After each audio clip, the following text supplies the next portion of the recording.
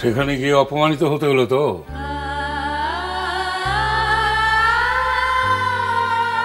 এ তো জানা কথা, ওরা অসম্মানিত করবে, অপমানিত করবে। তার প্রমাণ কি আগের দিন পাওনি?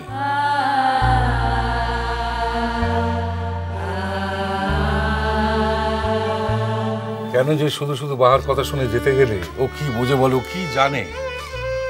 তাছাড়া আমাদের বাড়ির ছেলের জন্যই তো আমাদের এইভাবে অপমানিত হতে হচ্ছে। সে যে কেন মেয়েটার সময় এইভাবে খামখেয়ালিপনা করলো, কেনই বা বিয়েটা করলো না, এর কোনো এক্সপ্লেনেশন সে আজ অব্দি দিতে পেরেছে? আমি আর পারছি না জেঠুমনি, প্লিজ।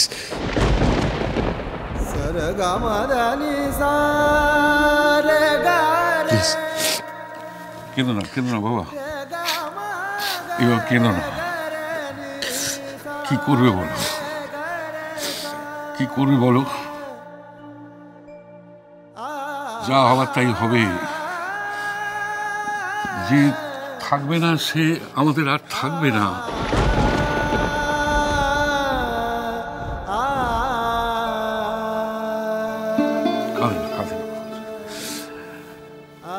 সাজবাতির আর আমাদের বাড়িতে আসা হবে না।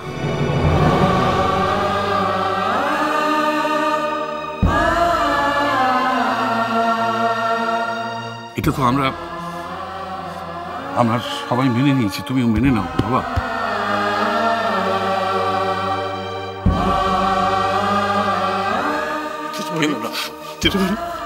আমি আর পারছি না জেঠুমনি, আমি কি করবো, আমি কি করবো, আমি আর পারছি না জেঠুমনি।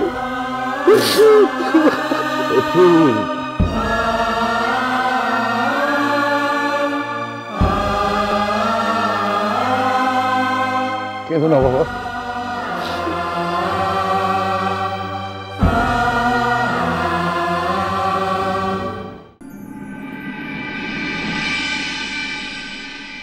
মিস্টার সেন, কি চাই কি আপনার? কি কি বাকি আছে? এখনো কিছু বাকি আছে কথা বলার?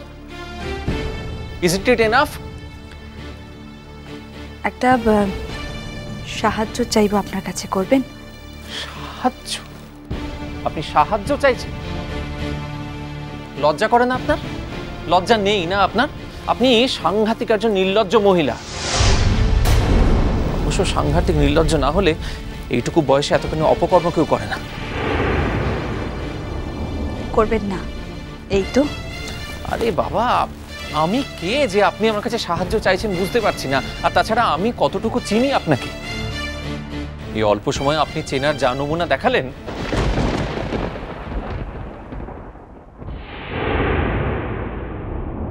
শুনুন ম্যাডাম, আপনাদের মতন মহিলাদের ধারে কাছে থাকা মানে কিন্তু খুব বিপদ। আপনারা যে কখন কিভাবে কাকে ফাঁসিয়ে দেবেন তার কোনো ঠিক নেই। এই তো বয়স, তার মধ্যে একবার বিয়ে, একবার ডিভোর্স, তারপরে একটা সম্পর্ক, সব কিছু হয়ে গেছে। আর তার খেসারত কাকে দিতে হচ্ছে না? আমাকে। কেন? কিসের জন্য? আমি জাস্ট অবাক হয়ে যাই ভাবলে যে আপনার বাড়ির লোকেরা, আপনার চেনা পরিচিতরা, তারা আমাকে সে শাসিয়ে যাচ্ছে, আমার চেম্বারে ঢুকে আমার গুডউইল নষ্ট করার চেষ্টা করছে। কেন? আপনার যদি গার্ডস থাকে তাহলে আপনার প্রেমিক ধ্রুব সেনের সঙ্গে বাড়ির লোকের আলাপটা করিয়ে দিন। কেন করাচ্ছেন না? আমাকে স্কেপগোট বানানোর জন্য? একটু শান্ত হন না। শান্ত হব তাই না? হ্যাঁ, শান্তই হব তো। এটা তো শান্ত হওয়ারই সময়, সিচুয়েশন এটা শান্ত হওয়ার। আপনি বিশ্বাস করবেন না, এই যে আমার 10 বছরের প্রফেশনাল ক্যারিয়ার না, এর মধ্যে অনেক ক্লায়েন্ট এসেছে গেছে, তাদের সবাইকে যে পছন্দের তালিকায় রেখেছি তাও কিন্তু নয়। কিন্তু আপনার মতন ক্লায়েন্ট আমি কখনো মিট করিনি, নেভার এভার।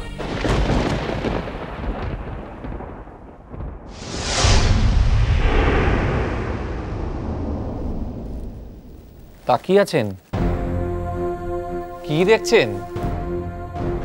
আমার তো আপনাকে দেখার কথা, উল্টে আপনি আমায় দেখছেন।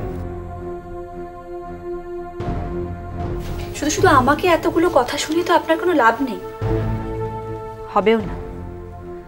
বরং কি করলে আপনার অপমানটা একটু কমবে সেটা। আপনি আমাকে অপমান করছেন? এত কিছুর পরে আপনি আমাকে টিজ করছেন তো? বাহ, দারুণ। আপনি ভুল করছেন মিস্টার সেন।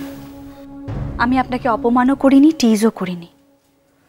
আপনার মাথাটা এখন খুব গরম আছে, সেজন্য আপনি বুঝতে চাইছেন না যে আমি কি বলছি। আমি শুধু আপনাকে একটা সাজেশন দিয়েছি। দরকার নেই আপনার সাজেশনের দরকার নেই আমার।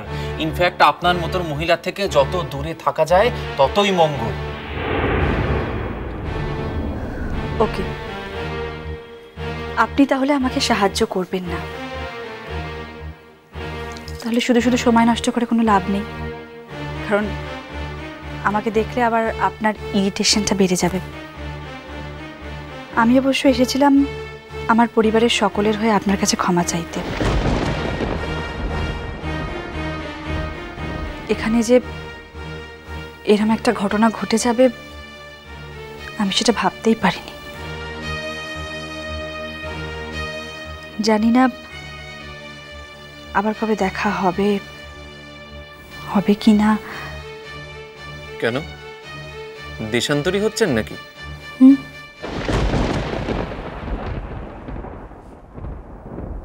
বলা কি যায়, হতেও তো পারি। ও, তা তিনি বুঝি অন্য দেশে থাকেন, সেই জন্য এত গোপনীয়তা? কে বলুন তো, কার কথা বলছেন? নাটকও জানেন কিছু আপনি। সাতকাণ্ড রামায়ণ শুনে সীতাকার ধ্রুব সেন। এই তো বেশ বুঝতে পেরে গেছেন। সোজা কথা সোজাভাবে বললে তো বোঝেন না, ঘুরিয়ে বললেই বুঝে যান। বেশ খোড়েল মানুষ তো আপনি। হাসছেন হাসতে লজ্জা করছে না? বারে, আমার লজ্জা আছে কি নেই সেটা এখনো বোঝেননি? তা অবশ্য ঠিক, সেটা আমার মাথায় রাখা উচিত ছিল। যাকে, তা আপনি যে দেশান্তরী হচ্ছেন, অনেক তো বড় বড় কথা বলেছিলেন। কত কি করবেন, আপনার কত কি স্বপ্ন আছে, আপনি নাকি সমাজ বদলে দেবেন একবারে। বাদ দিন না, আমাদের মতো মেয়েরা তো কত রকম কথাই বলে, সব কি সত্যি বলে? মানুষের সিম্প্যাথি আদায় করার জন্য কত রকমের কত কথা বলতে হয়।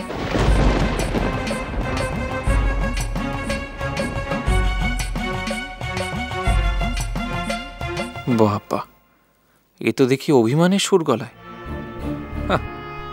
তোমার মতন মেয়ের তো কোনো কিছুই বিশ্বাস নেই। এটাও একটা নাটক, নাটক ছাড়া আর কিচ্ছু নাই। কবে দেশান্তরী হচ্ছেন বললেন না তো? আপনি জানে কি করবেন?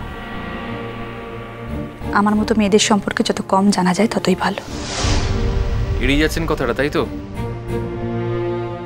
বলে দিন স্পষ্ট করে, আপনি শেয়ার করতে চাইছেন না, মিটে গেল। যাবো বলেই তো সাহায্যটা চাইলাম। আমি একটা কথা বুঝতে পারছি না, আপনার যাওয়ার সঙ্গে আমার সাহায্য করা বা না করার কি সম্পর্ক আছে বলুন তো? আছে। মানে? শুনুন, আমার মনে হচ্ছে যে অর্ঘ্য আঙ্কেল আমার ডিভোর্সের ব্যাপারটা শুধু শুধু দেরি করাবেন, কাজের কাজ কিচ্ছু করবেন না। তো আপনি কেসটা নেবেন? কি? আমার আর রুচির ডিভোর্সটা খুব তাড়াতাড়ি হওয়া দরকার, তাহলেই আমি প্রেমিকের কাছে যেতে পারি। এতখানি নাকানি চোবানি খাওয়ানোর পর আপনি চাইছেন যে আপনার ডিভোর্স কেসটা আমি, মানে এতটা স্পর্ধা হয় কি করে আপনার? আরে মশাই, আপনি তো দোকান কাটা দেখছি। তাহলে আপনার কাছ থেকে আমার হেল্প পাওয়ার কোনো আশা নেই, তাই তো? No way. ওকে, তাহলে কিভাবে কি করব এবার আমি দেখছি। আসছি, ভালো থাকবেন। সেটা বলার অপেক্ষা রাখে না আপনার। জানি, তবু সৌজন্য। দেখুন দেখুন দেখুন, এতদিনে আপনার সঙ্গে যাই হয়ে থাকুক না কেন, সৌজন্যের সম্পর্ক যে নেই সেটা আপনি খুব ভালো করে জানেন। তা ঠিক, উইথড্র করে নিলাম। চা খাবেন? কি বললেন? বললাম যে এখন আমার চা খাওয়ার সময় হয়ে গেছে, অবান্তর কথা না বলে আপনি আসতে পারেন।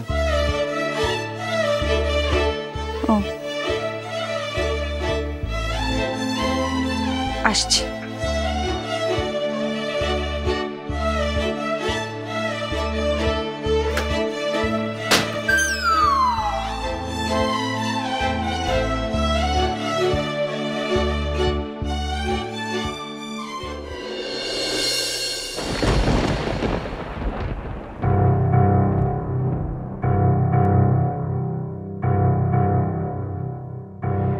আপনার অর্ঘ্য আঙ্কেল আপনার ডিভোর্সটাকে তখন 20 বাঁ জলে ফেলে দেবেন।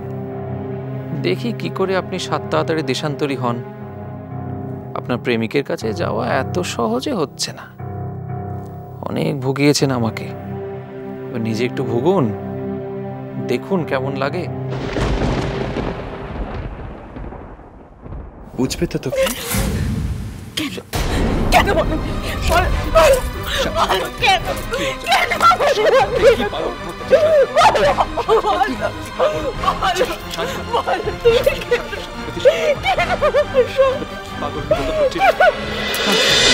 মিষ্টি কুটু মিষ্টি কুটু মিষ্টি কুটু।